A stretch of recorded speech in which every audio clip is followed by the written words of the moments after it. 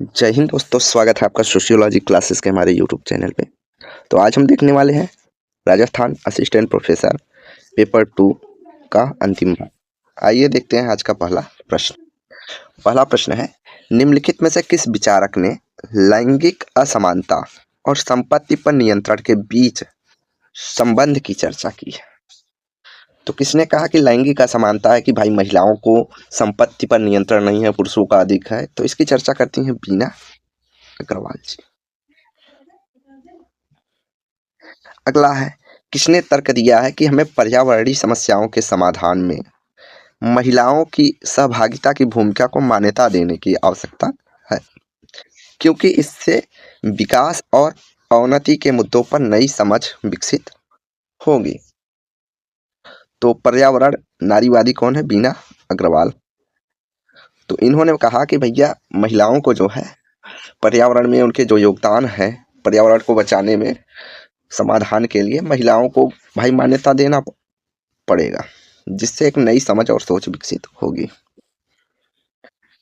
अगला है, ऐतिहासिक विषय वस्तु हमें संघर्ष और जूझने, कन्फ्लिक्ट और स्ट्रगल के विघटनकारी प्रभावों को पुनः खोजने की अनुमति देती है, जिसे प्रकारवादी या व्यवस्थित विचारों द्वारा थोपे गए आदेश छिपाने के लिए बनाया गया है। यह कथन किसका है? तो यह कथन जो है मिशेल फूको का है। इन्होंने कहा जो ऐतिहासिक है, इतिहास है, उससे पता चलता है कि किन कारणों से संघर्ष हुआ, लोग क्यों जूझते हैं, तो उसको फिर से जाना जाता है। लेकिन जो प्रकारवादी विचारधारा है वो हर चीज को अच्छा ही बताती है कि जो सिस्टम जैसा चल रहा है उसको चलने दिया जाए। तो यही चीज जो है फूको प्रकारवाद की आलोचना करते हुए करते हैं।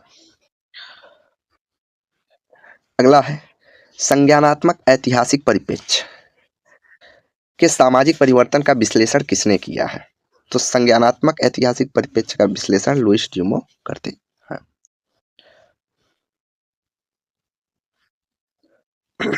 अगला है, मिशेल फूको के अनुसार विद्वता, पूर्ण ज्ञान और स्थानीय स्मृतियों का वह योग जो हमें संघर्षों का ऐतिहासिक ज्ञान स्थापित करने की अनुमति देता है कहलाता है। तो उसको कहते हैं इन्होंने जीनोलॉजी। क्या कहा? जीनोलॉजी, वंशावली या जीनोलॉजी।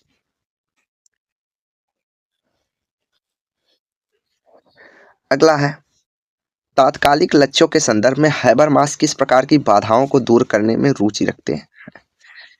तो किस प्रकार की बाधाओं को दूर करने में, तो मुक्त संचार की बाधाओं को दूर करने में रुचि रखते हैं। अगला है, टेक्नो कैपिटलिज्म शब्द की चर्चा किसने की है? टेक्नो कैपिटलिज्म, तकनीकी पूंजीवाद की चर्चा किसने की है? तो डगलस केलनर ने किया है। किसने? डगलस केलनर ने।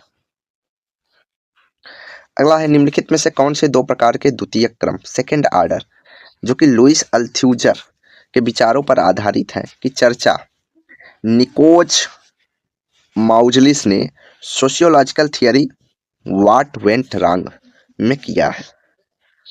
तो निकोलज माउजलिस जो करते हैं वह समानता और एवं सामान्यता की बात करते हैं, समानता एवं सामान्यता की।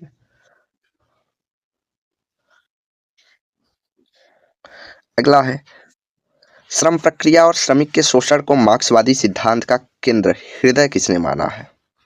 किसने माना है? तो हैरी बेवरमैन कहते हैं कि भैया श्रम प्रक्रिया और श्रमिक के शोषण को मार्क्सवादी जो कार्ल मार्क्स का है वो उसका हृदय है। अगला है, निम्नलिखित में से कौन सा जोड़ा सुमेलित नहीं है? तो C.H. पुले की पुस्तक जो अवधारणा है लुकिंग ग्लास सेल्फ, आत्मनिर्भर का सिद्धांत है। G.H. मिस्ट जनरलाइज्ड अदर की बात करते हैं, सही है। हर्बर्ट ब्लूमर शिकागो संप्रदाय से संबंधित है, ये भी बात सही है। इरविन गॉफमैन लेजिस्लेटिव क्राइसिस की बात करते हैं, वैधता संकट की बात करते हैं, या सुमेलित नहीं है? कौन करते हैं? हेबरमास करते हैं। कौन करते हैं? हेबर। अगला है, निम्नलिखित में से कौन सी विशेषता प्रतीकात्मक अंतःक्रियावाद सिद्धांत से संबंधित है? प्रतीकात्मक अंतःक्रियावाद से संबंधित है। तो प्रतीकात्मक अंतःक्रियावाद समाज के बृहद दृष्टि का माइक्रोस्कोपिक पक्ष है तो नहीं। समाज के सूक्ष्म दृष्टि माइक्रोस्कोपिक पक्ष का है तो ये भी। बृहद समूहों के मध्य अंतर संबद्धता या वैश्विक संस्थाओं के बाद पैरामीटर। तो इसमें से कौन से अंतःक्रियावाद से संबंधित है, तो यहाँ समाज का सूक्ष्म दृष्टिकोण का पक्ष होगा और आरपीएससी ने इसका आंसर दिया है थर्ड।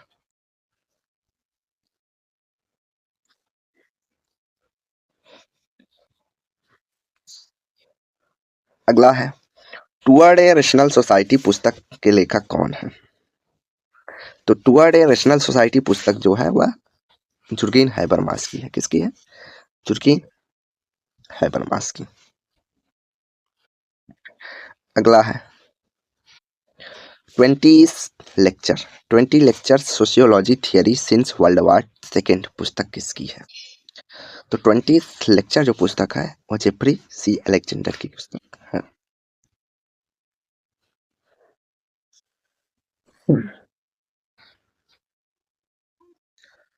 सॉरी, थोड़ा खांसी जुकाम है। तो अगला है सूची 1 को 2 से 7 जो है सुमेलित करना है। तो अवधारणा दिया है और उन्हें मैच कराना है। तो and of history, and of history हमारा किससे जुड़ा है, तो फ्रांसीसी फुकुयामा से जुड़ा है। द क्लेश ऑफ सिविलाइजेशन की बात करते हैं तो केस ऑफ सिविलाइजेशन की बात करते हैं जो है Samuel P Huntington. The new society की बात करते हैं मैनुअल कैसल। और द कॉस्मोपॉलिटिकन पर्सपेक्टिव, द कॉस्मोपॉलिटिकन पर्सपेक्टिव की बात करते हैं उलरिच बेक। तो एक बार फिर से देख लीजिए। The end of history Fukuyama, the clash of civilization सभ्यताओं का संघर्ष Samuel Huntington, the new society Manuel Castells, the cosmopolitan perspective Ulrich Beck. तो राइट आंसर थर्ड है। अगला है निम्नलिखित में से कौन सा श्रेणी समुच्चय कार्ल मार्क्स के विचारों का हिस्सा नहीं है। तो कार्ल मार्क्स का हिस्सा नहीं है।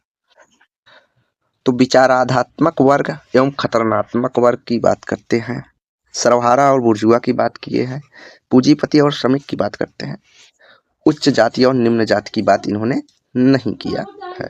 तो राइट आंसर 4 हो जाएगा।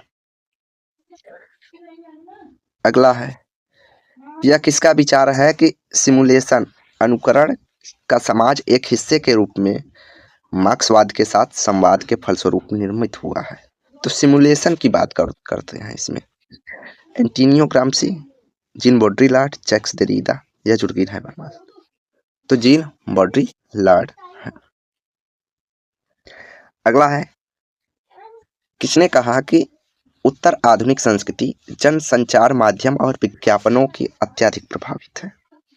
तो इन्होंने कहा आधुनिक संस्कृति या उत्तर आधुनिक संस्कृति किससे प्रभावित है, जनसंचार के माध्यम और विज्ञापनों से। तो इसका जो राइट आंसर होगा वह होगा स्कॉट लैश और जॉन उरी कहते हैं।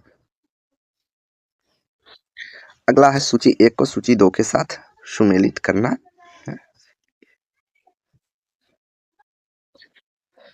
तो the dialectic of ideology and technology की बात करते हैं एल्विन गोल्डनर। होमो एकेडमिक्स की बात करते हैं पियरे बोर्दियू। और moral man and immoral society की बात करते हैं रेनहोल्ड निबूहर। फेमिनाइन मिस्टेक की बात करते हैं बेट्टी फ्रीडम। तो फिर से देख लीजिए the dialectic of ideology and technology की बात करते हैं Alvin Gouldner. Homo academic Pierre Bourdieu. Moral man and immoral society Reinhold Niebuhr. Feminine mistake की बात करते हैं पियरे बोर्दियू। तो यहाँ जो राइट आंसर हो जाएगा वो होगा 4।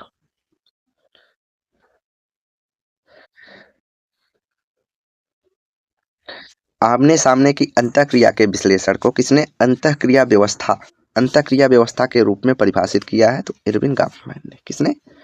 इरविन गॉफमैन ने। Interactional system. अगला है निम्नलिखित में से किस प्रकार की पूंजी की चर्चा पियरे बोर्दियू ने नहीं की है। किसकी नहीं की है, तो सामाजिक पूंजी की बात करते हैं, सांस्कृतिक पूंजी की बात करते हैं, आर्थिक पूंजी की बात करते हैं, राजनीतिक पूंजी की बात नहीं करते हैं। पॉलिटिकल कैपिटल की बात जो है पियर बोर्दियू नहीं करते हैं। Social, cultural and economical fact जो है कैपिटल की बात इन्होंने की है। अगला है गेहरार्ड लेस्की के अनुसार वह प्रणाली जिसके द्वारा किसी जनसंख्या के सदस्यों के बीच शक्ति, प्रतिष्ठा और भौतिक संपदा वितरित की जाती है उसे कहा जाता है। तो लेस्की के अनुसार उसको वितरण मूलक प्रणाली कहते हैं। क्या कहते हैं? Distribution system. तो वितरण मूलक प्रणाली। अगला है जहां तक प्रघटना समाजशास्त्र और उसके दर्शन का सवाल है, अल्फ्रेड शूट्स केंद्रीय दृष्टि उस दिशा पर थी जिसमें लोग अन्यों की चेतना को समझते हैं जबकि वे अपनी स्वयं की चेतना के धारा के अंदर ही रहते हैं। ये जो है इनका सही है कि भैया लोग अन्यों की चेतना को समझते हैं लेकिन अपनी स्वयं की चेतना के धारा के अंदर ही रहते हैं। तो ये सही है। अगला है निम्नलिखित में से किन्होंने लैंगिकता पर दो प्राथमिक डिस्कोर्स को लेकर आर्स इरोटिका और साइटिका सेक्सुअल के रूप में अवधारणाओं को दिया है। अब देखिए ये मिशेल फूको की अवधारणा को डीप से पूछा है।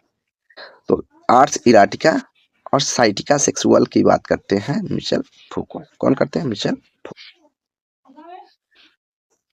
अगला है कौन सा उपागम समाज को एक व्यवस्थित,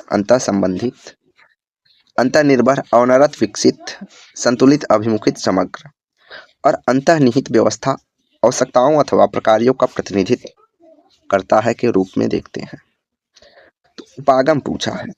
तो संरचनात्मक प्रकारवादी क्या कहता है कि जो सिस्टम है, व्यवस्था है, वो क्या करता है कि सब एक दूसरे से जुड़े हुए हैं, प्रकार एक दूसरे पे सभी अंग निर्भर है और संतुलित विकास होता है।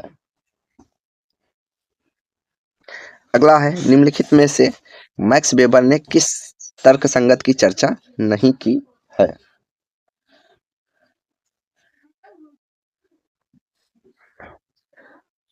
तो किसकी चर्चा मैक्स वेबर के तर्कसंगतता में नहीं आती है? औपचारिक बुद्धिसंगतता, सैद्धांतिक करते हैं, वास्तविक सब्सटेंटिव बुद्धिसंगतता की बात करते हैं, अनौपचारिक तर्कसंगतता की बात नहीं करते।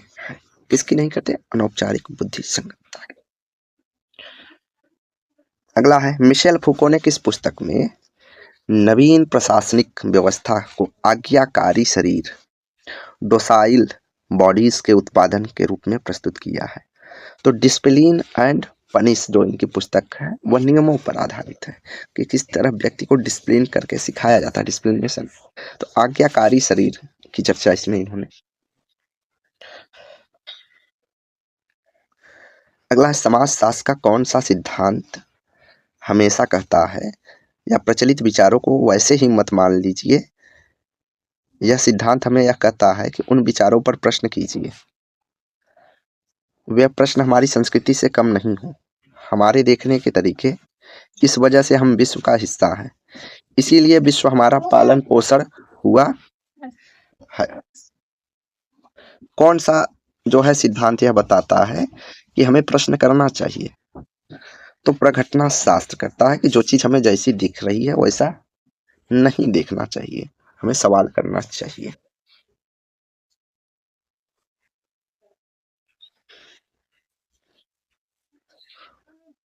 अगला है किस परिप्रेक्ष्य में इंडेक्स इंडेक्सैलिटी प्रमुख शब्द माना जाता है? तो इंडेक्सैलिटी की बात करते हैं हेरोल्ड गार्फिंकल और लोक विधि विज्ञान जो है उनका पद्धति था, मेथडोलॉजी। यह राइट आंसर होगा थर्ड। अगला है निम्नलिखित में से कौन सी विधि सामान्य सार्वभौमिक तरीकों की खोज करने का प्रयास करती है जिसके द्वारा लोगों को दुनिया को समझते हैं या समझ कही जाती है? तो सार्वभौमिक तरीकों की खोज करने का प्रयास करते हैं जिसके द्वारा लोग दुनिया को समझते हैं। तो लोग विधि विज्ञान। सामान्य और सार्वभौमिक तरीका खोजता है कौन? मेथडोलॉजी। अगला किसने कहा कि विश्व सिमुलेशन अथवा अनुकरण की दुनिया है? सिमुलेशन और अनुकरण की बात कौन करते हैं? तो जीन बाउड्रिलार्ड करते हैं। अगला है निम्नलिखित में से किन्होंने उत्तर आधुनिकता से तरल आधुनिकता लिक्विड मॉडर्निटी की बात की है? तो लिक्विड लव लिक्विड मॉडर्निटी की बात करते हैं जिगमंड बाउमैन। अगला है डेनियल बेल के योगदान वस्तुतः आधुनिक बृहद सिद्धांतों से उत्तर आधुनिक बृहद सिद्धांतों की ओर संक्रमण का प्रतिनिधित्व करती है। पृष्ठभूमि के साथ विशेषता को रेखांकित करें जो उत्तर औद्योगिक समाज से संबंधित नहीं है, जुड़ा हुआ नहीं है। तो वस्तुओं का उत्पादन मतलब वस्तुओं के उत्पादन से सेवाओं की उत्पादन की ओर संक्रमण सही बात है कि भाई आधुनिक समाज में वस्तु के उत्पादन पर जोर दिया जा रहा है, उत्तर आधुनिक समाज में सेवाओं पर। सैद्धांतिक ज्ञान के स्थान पर व्यवहारिक कौशल प्रैक्टिकल की ओर उत्तरोत्तर बड़ी आवश्यकता है, बढ़ी है तो नहीं, ये नहीं हुआ। नवीन प्रौद्योगिकी के प्रभाव का मूल्यांकन हुआ, जहां आवश्यक है उस पर नियंत्रण भी हुआ। तो सही बात है कि जो नई नई टेक्नोलॉजियां आ रही है उस पर कंट्रोल किया जा रहा है। जैसे परमाणु बम हो गया, अब उसका मूल्यांकन भाई खतरनाक है, इसलिए उसको बनाने पे बॉडीज ने रोक लगाई है। तो ये चीज हो गई। परीक्षण और नियंत्रण हेतु बौद्धिक प्रकृति नवीन प्रौद्योगिकी विकसित हुई है, आर्टिफिशियल इंटेलिजेंट आया है और वह क्रियान्वयन हुआ है, जैसे साइबरनेटिक्स सूचना का सिद्धांत। ये भी बात उत्तर आधुनिकता के बारे में सही है। तो यहाँ पे राइट आंसर क्या हो जाएगा कि सैद्धांतिक ज्ञान के स्थान पर व्यवहारिक कौशल प्रैक्टिकल नो हाउस की उत्तरोत्तर आवश्यकता बढ़ी है। तो ऐसा कुछ नहीं। और अगर यही चीज ज्ञान के साथ साथ कौशल होता तो बात सही हो सकती थी, लेकिन अब सिद्धांतिक ज्ञान ही न रहे, विज्ञान को खत्म कर दो, केवल स्किल हो, तो ऐसी कुछ नहीं है, नॉलेज भी जरूरी। अगला है निम्नलिखित में से कौन उत्तर दुर्खिनियन संरचनावाद से संबद्ध नहीं है? उत्तर मतलब दुर्खिम के बाद के जो है संरचनावादी कौन है? तो मार्शल मास है, मारिस हलबाच है, रेडक्लिफ ब्राउन है, जिया बेस्टिका वाइको। जिया बेस्टिका वाइको जो है दुर्खिम के बाद संरचनावाद से जुड़े हुए नहीं है।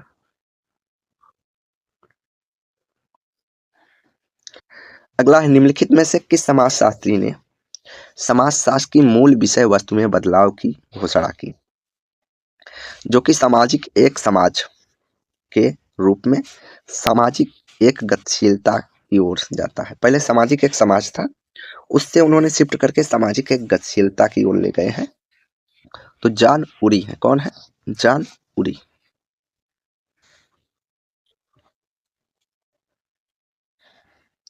अगला है निम्नलिखित में से किसने कहा कि शक्ति सर्वव्यापी है, अर्थात शक्ति सभी सामाजिक अंतःक्रियाओं में पाई जाती है? Michel Foucault. मिशेल फूको।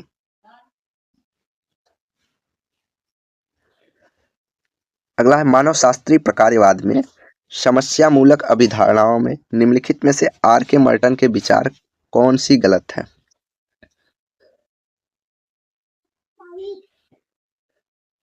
तो कौन सा गलत है पूछा गया है यहाँ पर, अर्थात नहीं है। तो मर्टन ने समाज की प्रकार्यात्मक एकता की अभिधारणा पर चर्चा की है, विशिष्ट प्रकारवाद की अभिधारणा पर नहीं।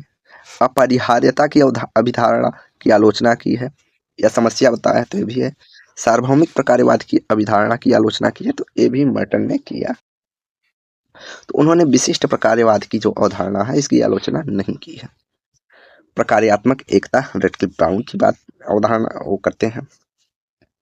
अपरिहार्यता अर्थात जो मालिनोवस्की की इन्होंने आलोचना की है, और सार्वभौमिक प्रकारवाद पार्सन्स का जो है आलोचना करते हैं। हाँ। अगला है निम्नलिखित में से किसने उत्तर औद्योगिक समाज को विभाजित डिवाइडेड सोसाइटी की बात करते हैं? तो आंद्रे गोर्ज ने किया है। अगला है, निम्नलिखित में से किसने परिभाषित किया कि सत्य, विषय और वस्तु का एक ऐसा समूह है जिसमें दोनों एक दूसरे में समाहित हैं, जुड़े हुए हैं? तो थियोडोर एडोर्नो ने कहा कि जो सत्य है वह विषय और वस्तु दोनों का समूह होता है जो एक दूसरे में समाहित होते हैं।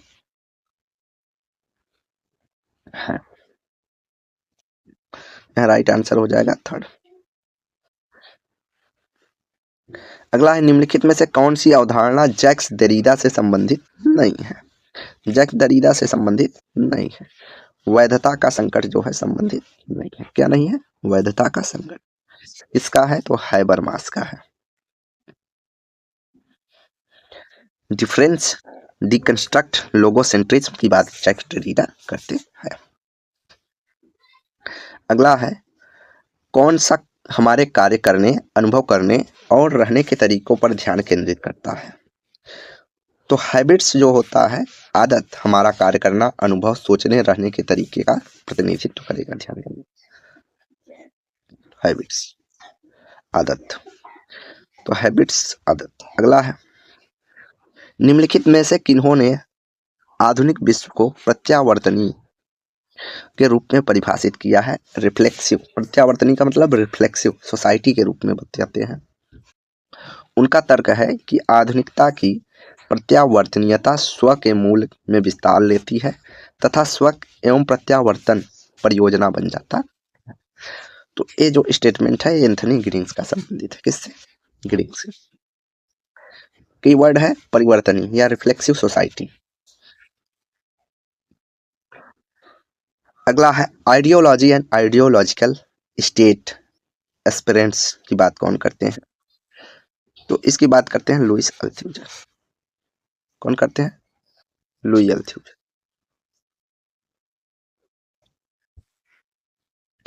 अगला है, एंथनी गिडिंग्स के अतिरिक्त निम्नलिखित में से उन समाजशास्त्री का नाम बताएं जिन्होंने संरचना अभिकरण को द्वि अवधारणा की विवेचना की है। अब देखिए, एंथनी गिडिंग्स के अलावा किसने संरचना और कर्ता की बात कही है? तो पियरे बोर्डियू करते हैं। कौन? ये इंपॉर्टेंट है, याद रख सकते हैं, नोट कर सकते हैं कि भाई कई बार अगर प्रश्न आ गया जिसमें यहाँ तो एंथनी गिडिंग्स का नाम मेंशन है, लेकिन अगर मेंशन नहीं हो और ऑप्शन में गिडिंग्स ना हो, तब कौन मारेंगे? हम पियरे बोर्डियू। अगला है, निम्नलिखित में से विलियम जे गुडे, पीके हट्टन के अनुसार तथ्यों के बीच, विलियम जे गुडे और पीके हट्टन, तथ्यों के बीच संबंध अर्थपूर्ण ढंग से क्रमबद्ध करने को निम्नलिखित में से किस रूप में जाना जाता है? जब तथ्यों को अर्थपूर्ण ढंग से जोड़ के उसमें अर्थ या निष्कर्ष निकाला जाता है तो उसको हम सिद्धांत कहेंगे। क्या कहेंगे? सिद्धांत बन जाता है। अगला है, John Stuart Mill. John Stuart Mill के प्रयोगात्मक पद्धति के विवेचना संबंधी विचारों को निम्नलिखित में से कौन सा त्रुटिपूर्ण है अर्थात गलत है? सहमति की पद्धति बात किए हैं, असहमति की पद्धति, अवशिष्ट की पद्धति बात की है, तार्किक रचना पद्धति की बात जो है जॉन स्टुअर्ट मिल नहीं करते। तो यहाँ पे राइट आंसर जो हो जाएगा वो होगा तार्किक रचना पद्धति। अगला है, शोध कैसे किया जाए इसकी रूपरेखा तैयार करने वाली विस्तृत योजना को क्या कहते हैं? तो रूपरेखा। तो रूपरेखा को हम शोध प्रारूप के रूप में जानते हैं। किसके? शोध प्रारूप के रूप में। अगला है, Pauline V Young. PV Young के अनुसार परिकल्पना की उपयोगिता निर्धारण में कौन सा कारक उपयुक्त नहीं है? तो भाई परिकल्पना हमें शोधकर्ता का गहन अवलोकन हो सकता है, अनुसात्मक कल्पना और सृजनात्मक चिंतन होता है तो भी है, कुछ निर्मित हुए सैद्धांतिक स्वरूप हो सकते हैं, मतलब एक संभावित कथन होता है, निजी बोध। तो निजी बोध के आधार पर हम कोई चीज खास करके सिद्धांत, वैज्ञानिकता, रिसर्च में नहीं लगा सकते। तो यहाँ राइट आंसर हो जाएगा 4 नहीं है।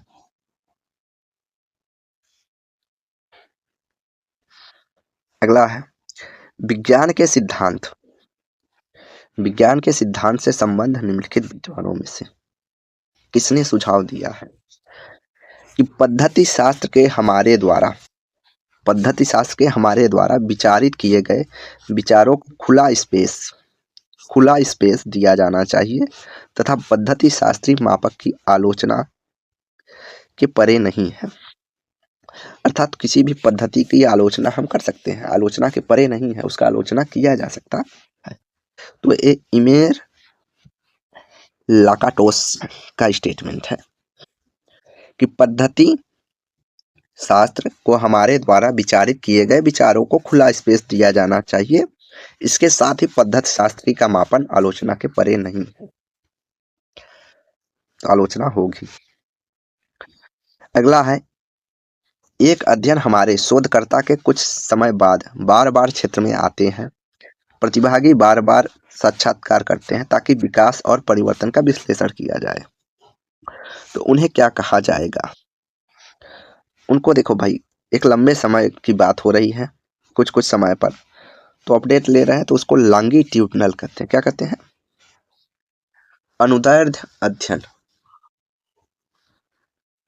लॉन्गिट्यूडनल। अगला है किसका मत है कि वैज्ञानिक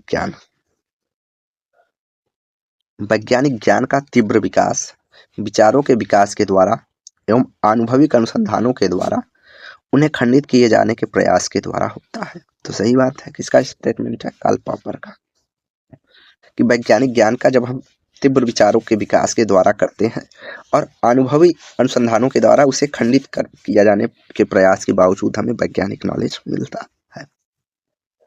तो आज की वीडियो हम यही समाप्त करते हैं। वीडियो को लाइक एंड शेयर करें, चैनल को सब्सक्राइब करें और डेली क्विज के लिए आप हमारा टेलीग्राम चैनल ज्वाइन कर सकते हैं, जिसका लिंक आपको वीडियो के डिस्क्रिप्शन बॉक्स में मिल जाएगा। धन्यवाद।